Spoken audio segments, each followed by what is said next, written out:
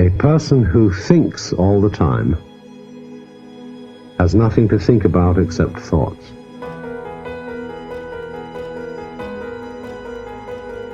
So, he loses touch with reality and lives in a world of illusions.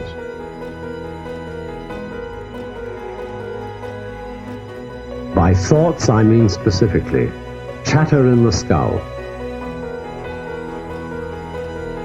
perpetual and compulsive repetition of words, of reckoning and calculating.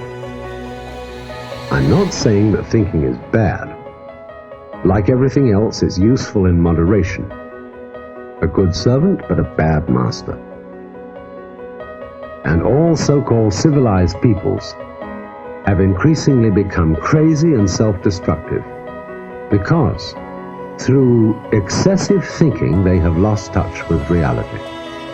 That's to say, we confuse signs, words, numbers, symbols, and ideas with the real world.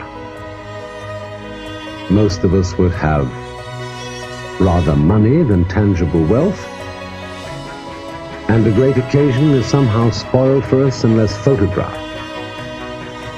And to read about it the next day in the newspaper is oddly more fun for us than the original event.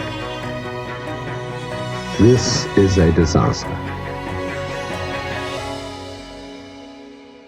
For as a result of confusing the real world of nature with mere signs, such as bank balances and contracts, we are destroying nature. We are so tied up in our minds that we've lost our senses. Time to wake up.